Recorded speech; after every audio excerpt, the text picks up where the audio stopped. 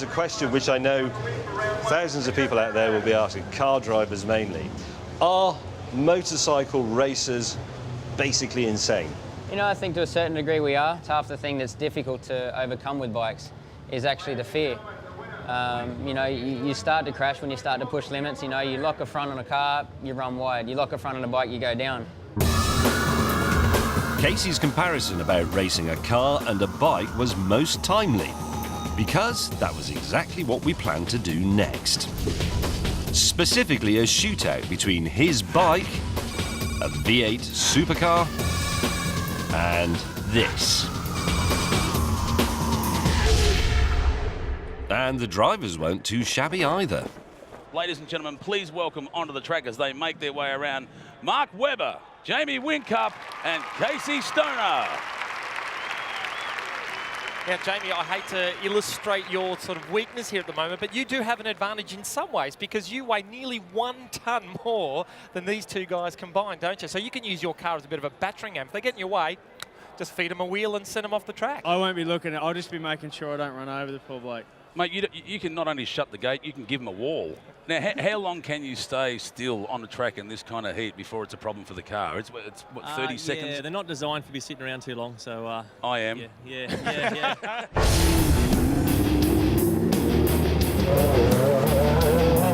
With all three guys saddled up, they took their places on the start line. 10-second board is out, revving up. Casey Stoner, Jamie Whincup, Mark Webber, Australian champions on a track together with 3 weapons. Lights out, and we're away. There it goes, Casey Stoner's on the money. Webber quickly pulled away, with his challenge being to lap the other two by the end of the 5-lap race. Jamie and Casey, meanwhile, got stuck into giving each other a good fight. And now back to our commentary box. Have a look at the difference between the bike and the car as they come around that corner there into view, and Casey is actually making that rear end of that bike very wide for Jamie. He is indeed, and I'm surprised at just how quickly Webber's got away, but then again we shouldn't really. They have such powerful machines and a very, very light body. A lot of aero being put into these cars nowadays, a maximum amount of grip as he goes through the back end of the circuit, and it will be a little bit of a tussle between Whincup and Stoner, I suspect, as we see Webber. Have a listen to this car, folks. There is nothing like an engine for that, but over 5 laps, it's going to be so interesting to see what have we got as far as a lap time difference between them. And what have we got here as far as lap time? We're looking at, what, a 50.57. 50.5 for Webber on the short circuit. Stoner goes across the line now with a 107.14, so 17 seconds difference between the two. And Whincup was right on him, though. Have a look as they go around into turn 1. Whincup's not letting him get away all that easy. And he's still saying the bike is a little bit hard to pass, so obviously Casey is taking those lines. And here we come, Mark Webber again across the line. And 1/100th of a second difference between those two laps. So Webber's got that one dialed in well and truly. The battle on between these two, as we said, Whincup finding a little bit hard to get past Stoner on these tighter turns. And we can see Stoner looking in his mirrors, just going, where is he? Well, he's right behind me. He's in my draft, not that there's much of it.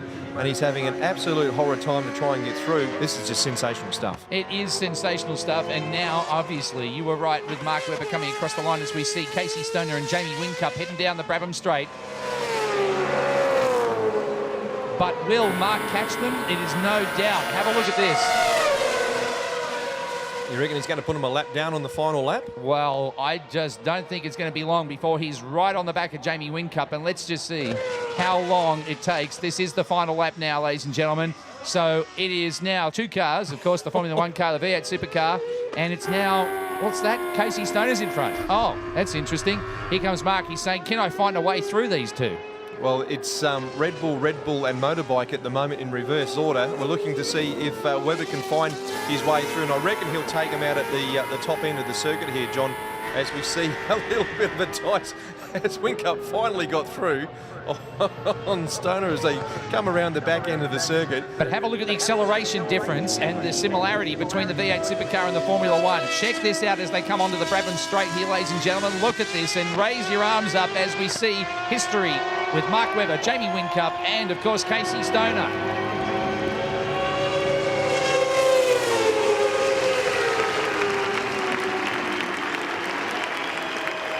It's about to get loud, folks. It's about to get smoky.